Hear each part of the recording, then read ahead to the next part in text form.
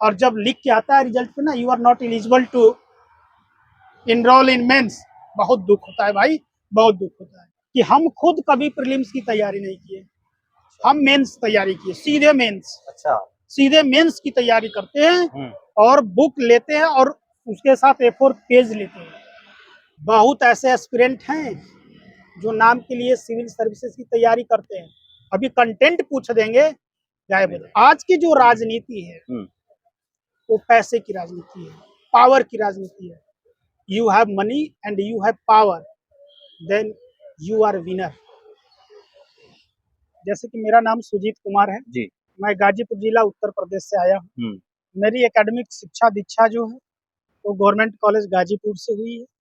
Higher education हम काशी हिंदू विश्वविद्यालय वाराणसी से हमने पढ़ा है, मिनी PhD में।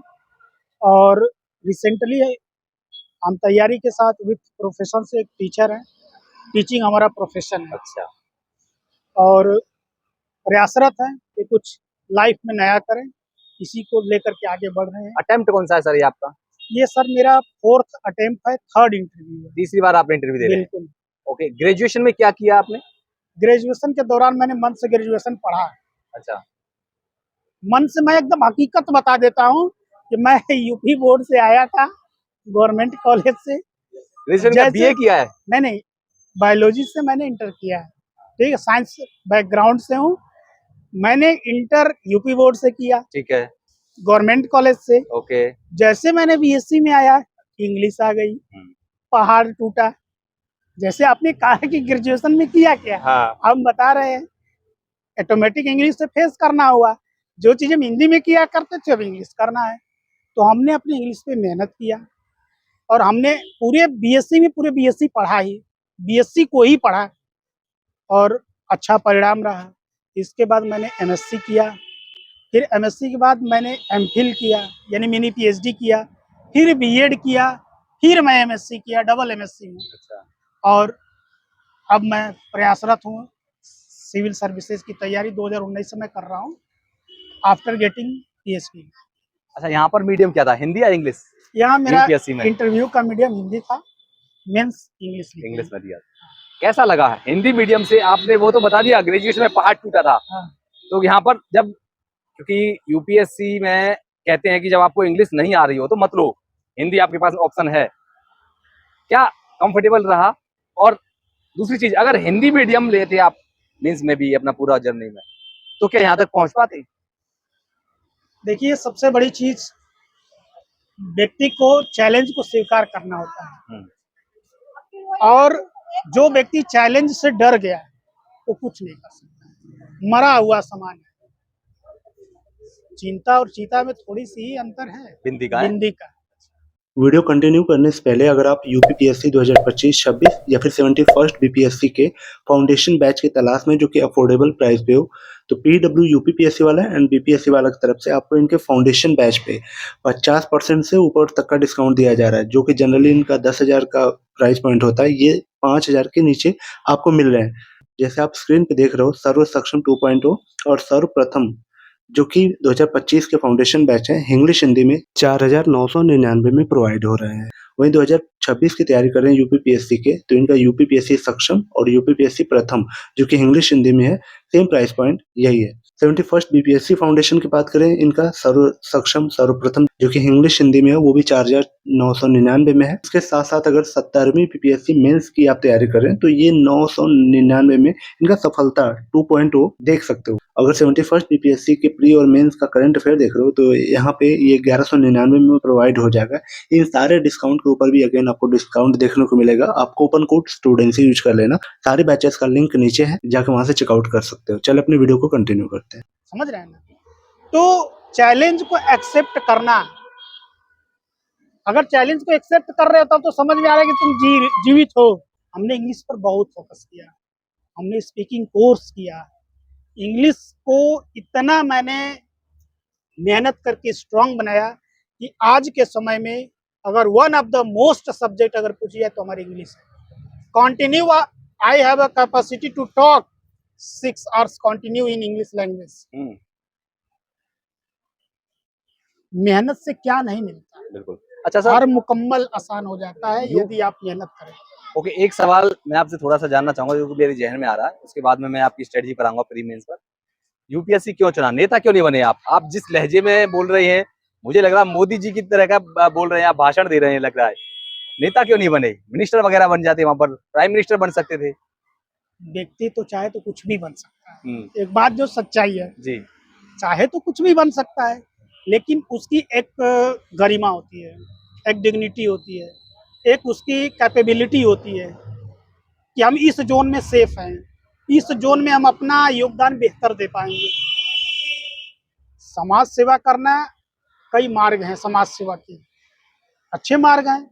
आज हमारे देश के राजनेता भी कर रहे हैं, राजनेता होना भी अच्छी बात है, लेकिन अपॉर्चुनिटी की बात है। अगर हम जिस लक्ष्य को पाना चाहते हैं, अगर उसका अवसर हमें प्रदान ना हो, तो फिर उस लक्ष्य का कोई मतलब नहीं होता है। शॉर्टकट में आपको समझा दे रहे हैं। जी सर। आज की जो राजनीति है, हम्म, वो पैसे की राजनीति है, पावर की राजनीति है।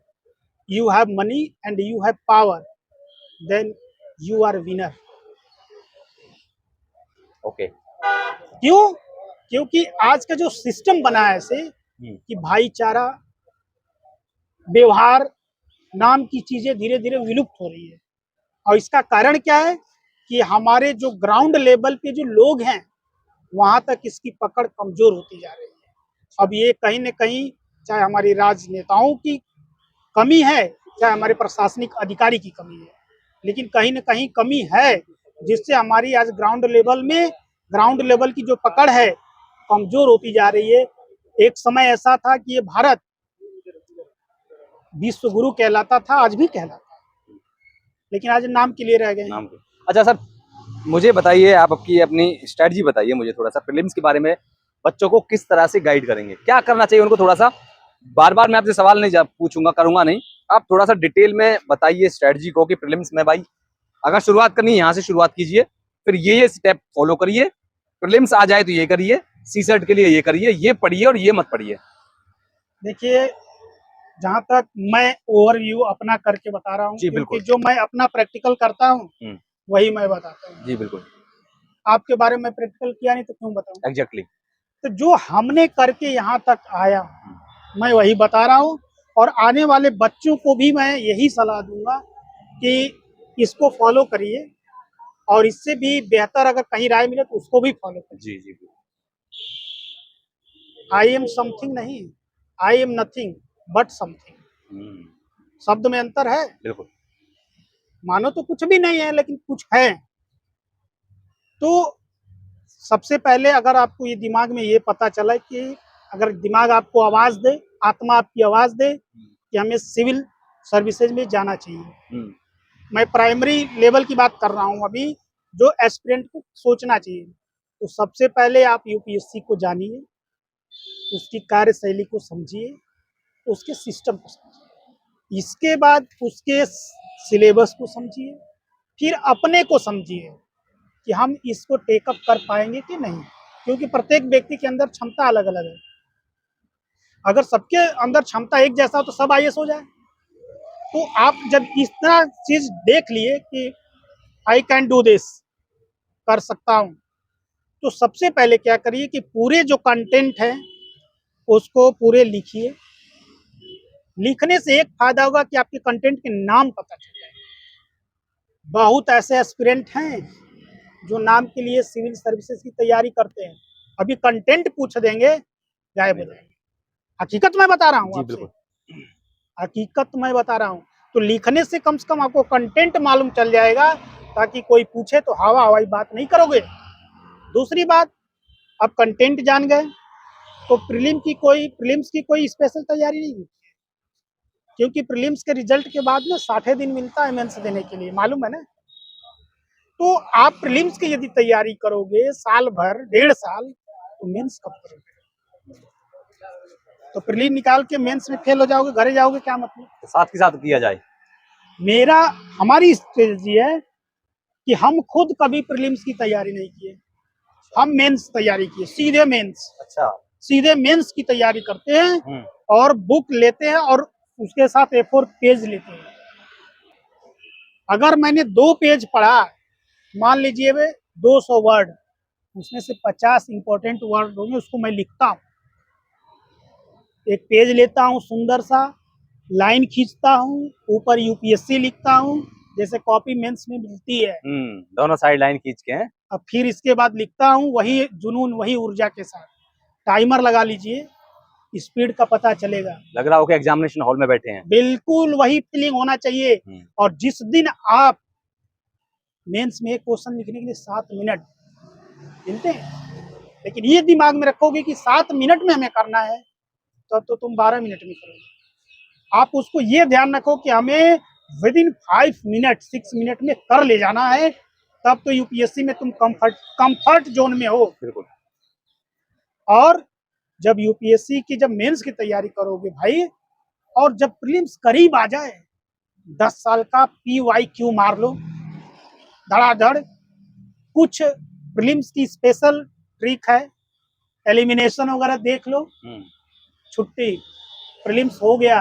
क्या कहेंगे PYQ को एक लाइन में? PY एक तरफ से कैप्सूल है यूपीएससी पास करने का। बिल्कुल, कैप्सूल इसलिए है कि वो आपको बताता है कि क्वेश्चन कैसे आते हैं। नहीं तो पढ़ने के लिए तो बहुत कुछ पढ़ेंगे। देखो पढ़िए, पढ़ने के लिए बात तो बहुत, संसार में बहुत जान रहे ना, अमोघ नॉलेज है। पढ़ते पढ़ते खत्म, पैदा हुए खत्म हो जाएंगे, अंत नहीं है। लेकिन आप किसके लिए पढ़ रहे हो ये मालूम होना चाहिए, उसकी क्राइटेरिया है। PYQ आप जब देंगे तो आपका क्वेश्चन का लेवल पता चलेगा कि आपको किस लेवल का क्वेश्चन करना है। बात समझ रहे हैं? इसलिए हम कह रहे हैं कि कम से कम 10 साल का PYQ उसको करना ही है। You have to do, if you want to clear prelims examination, then you have to do. और सीसेट के बारे में क्या कहेंगे? सीसेट तो बहुत अच्छा आपने क्वेश्चन पूछा। हमारे ह्यूमैनिटीज के बच्चे एस्पिरेंट जो है मैक्सिमम सीसेट में थे। जीएस उनका बहुत अच्छा होता है, नो डाउट जीएस क्लियर कर लेते हैं, कटअप जितनी बनती है कर भी लेते हैं, लेकिन सीसेट में मार खाने की वजह से मेंस नहीं दे पाते हैं। और जब लिख के आता है रिजल्ट पे ना, you are not eligible to enroll in mains, बहुत दुख होता है भाई, बहुत दुख होता है। और सीसेट के लिए मैं ये कहूंगा कि प्रतिदिन 2 घंटे समय दीजिए, 2 घंटे। सीसेट के जितने टॉपिक्स हैं उसको शॉर्ट लिस्ट करिए, उसमें देखिए कौन सा पोर्शन आपका स्ट्रांग है, एक तरफ करिए। स्ट्रांग पे आपको कम समय देना है, जो पोर्शन वीक है उस पे आपको ज्यादा टाइम स्पेंड करना है। 2 घंटा अगर प्रतिदिन आप दे देंगे सीसेट के नाम से, मेरे हिसाब से अगर 1 घंटा भी दे देते ईमानदारी से, क्वालिफाई होना है भाई। PYQ के साथ में लेकर, बिल्कुल PYQ के साथ में लेकर क्वालिफाई होना है। क्वालिफाई जरूरी है। अब क्वालिफाई 1 घंटा यदि आप पढ़ेंगे, जो स्ट्रेटजी हम बता रहे हैं, क्वालिफाई हो जाएंगे जी, बिल्कुल हो जाएंगे। ओके सर, मुझे थोड़ा सा अपना बुक लिस्ट रिसोर्सेज बताइए, क्या आपने पढ़ा, क्या पढ़ना चाहिए नए बच्चों को, क्या करना चाहिए बुक लिस्ट में, रिसोर्सेज वगैरह। देखिए बुक लिस्ट हमारे पास तो है बहुत बुकें, लेकिन कुछ आपको लेकिन वो बताइए कि हाँ इनको पढ़ करके हाँ बस निकाल जो आप कहेंगे वही हम कहेंगे। जी बिल्कुल, हम वही बताएंगे हाँ। जो ऑथेंटिक हो, जिससे यूपीएससी में लाभ मिले। बिल्कुल बिल्कुल बिल्कुल। जैसे पॉलिटी पढ़ता हूँ मैं अभी एम लक्ष्मीकांत, ठीक है। एंशिएंट हिस्ट्री पढ़ता हूँ डॉक्टर राम शरण शर्मा, ऑक्सफोर्ड की बुक है बिल्कुल। पतली सी मेडुअल हिस्ट्री मैं पढ़ता हूँ SK पांडे सर से, बुक है। मॉडर्न स्पेक्ट्रम है, SK पांडे का भी मेरे पास मॉडर्न है। और इसके बाद करंट अफेयर्स मेरा दृष्टि अप टू डेट है। अच्छा। Daily to daily, weekly Times of India है, मेरी कोचिंग में डेली आता है टाइम्स ऑफ इंडिया, मैं डेली देता हूँ। आज भी मैं 6 घंटा ऑफलाइन कोचिंग करता हूँ। अच्छा। बनारस में राव IAS एकेडमी, आप सुने होंगे, किसी चैनल का हम नाम नहीं लेते कोचिंग का, लेकिन बता दे रहे हैं 6 घंटा आज भी मैं डेली ऑफलाइन पढ़ता हूँ। इसके बाद मैं फिर घर पे आता हूँ, पढ़ाता भी हूँ, फिर पढ़ता भी। मैंने हिस्ट्री बता दिया आपको, पॉलिटी बता दिया, गवर्नेंस बता दिया, इकोनॉमिक्स में जो है जैन सर की एक बुक है।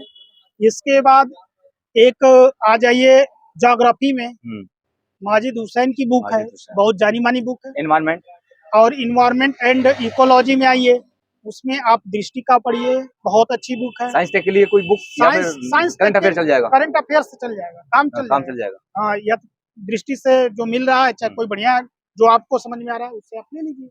ठीक है। बाकी से सब क्लियर हो जाएगा। ये बुक रिसोर्सेज हैं, हाँ। बाकी ऑनलाइन प्लेटफॉर्म है, हम्म। बाकी ऑनलाइन नोट्स हैं आपके पास सर अवेलेबल। थोड़ा सा आंसर राइटिंग की और ब्रीफ में बताइए, आंसर राइटिंग की अप्रोच क्या थी आपकी, क्योंकि आप लगातार 3 बार इंटरव्यू दे रहे हैं। बिल्कुल पहली बार में आपने प्रीलिम्स मतलब मेंस दिया था पहली बार फर्स्ट अटेम्प्ट में? बिल्कुल फर्स्ट अटेम्प्ट में हम इंटरव्यू मतलब नहीं एक दिए। प्रीलिम्स हर बार क्लियर क्रैक कर रहे हैं? बिल्कुल हर बार। अच्छा।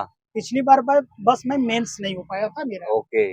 प्रीलिम्स तो मैं हर बार हर बार। क्वालिफाई करता हूँ। इसका जादू केवल एक है कि मैं मेंस लिखता हूँ।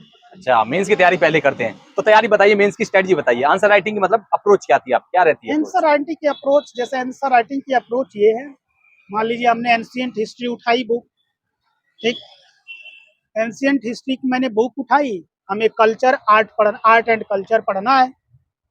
भाई भारत कई राज्यों से मिलकर बना है, अलग अलग राज्य के अलग अलग आर्ट हैं, अलग अलग कल्चर हैं। एक हमने A4 पेज उठाया, मैं बंडल खरीद के रखा हूँ A4 का, उठाता हूँ यूपीएससी लिखता हूँ, लिखना शुरू कर देता हूँ। जो मैं पढ़ा हूँ उसमें से जो मेन मेन पॉइंट है उसको मैं वहाँ पे फाइंड आउट करता हूँ। एक दिन पढ़ते पढ़ते वही मेरा A4 नोट्स बन जाता है। मुझे अलग से नोट्स बनाने की जरूरत नहीं होती है, टाइम स्पेंड करने की अलग से कोई जरूरत नहीं होती है, मेरा उसी समय काम हो जाता है। क्या क्या उसमें डायमेंशंस आप रखते हैं आंसर में? डायमेंशंस में सबसे पहले मेरा इंट्रो होता है किसी भी चीज में, ठीक है, पहले उसको हम समझें क्या है, बिल्कुल। इसके बाद उसके डेफिनेशंस कुछ है, थियरी कुछ है अगर साइंस का है तो, और इसके बाद हिस्ट्री में तो उसका जियोग्राफिकल कंडीशन मैपिंग बहुत जरूरी है। अच्छा, मैप बना दो है, बिल्कुल, चाहे कैसा भी टूटा फूटा टेढ़ा मेढ़ा बिल्कुल कैसा बनाओ भैया। मैप बना दोगे तो मतलब एग्जामिनर खुश हो जाएगा, बल्ले बल्ले जान जाएगा कि बच्चे को बढ़िया ज्ञान है। मान लो भैया आप इंडस वैली सिविलाइजेशन पढ़ रहे हो, मोहनजोदड़ो से लेके कालीबंगा से लेके लोथल से लेके हड़प्पा से लेके आपने सब कुछ डिफाइन कर दिया, लेकिन आपने दिखाया नहीं कि कहाँ पर हुआ। क्या। हाँ, आप वही बना देते एक इंडियन मैप, बगल में पाकिस्तान वाला एरिया, हड़प्पा दिखा देते, सिंधु नदी रावी नदी दिखा देते, गुजरात में लोथल दिखा देते, मोहनजोदड़ो दिखा देते, मुझे लगता है जो लिखा उससे ज्यादा नंबर मिल जाते हैं। राजस्थान में कालीबंगा दिखा देते, यहाँ पे है, मोहनजोदड़ो में स्नानागार यहाँ मिला है। अरे भाई साहब, एग्जामिनर खुश होकर आपको नंबर देगा।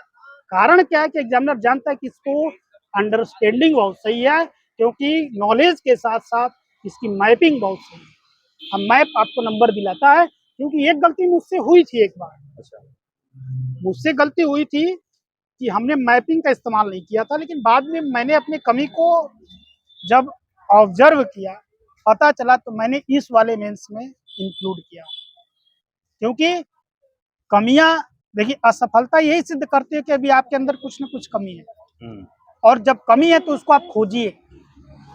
हमने खोजता हूँ, हर बार एनालिसिस करता हूँ क्या कमी रह गई। एक बार मैंने किया, मुझे समझ में आया कम्युनिकेशन स्किल कमजोर था, उस पर हमने काम किया।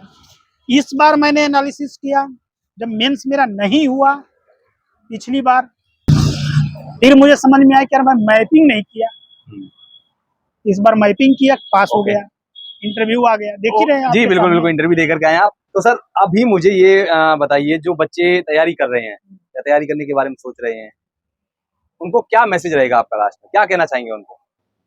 जो बच्चे तैयारी करना चाहते हैं, सबसे पहले उनको बेस्ट ऑफ लक, बहुत बहुत बधाई हो जी, क्योंकि भारत में प्रशासनिक सेवा में आना बहुत जरूरी है, बिल्कुल, क्योंकि ग्राउंड पर उसकी जरूरत है। और अग्रिम बधाई देता हूं कि अपने पूरे एनर्जी और ऊर्जा के साथ लगे और पूरी तथ्य के साथ जुड़े, कोई फेक चीज पर न जाएं, अपना कंसंट्रेशन बनाए रखें, समय ज़्यादा कहीं वेस्ट ना करें, अपनी पूरी समय का यूटिलाइजेशन अपने कंटेंट पे करें, बिल्कुल, बस यही, बाकी सफल हो जाएंगे।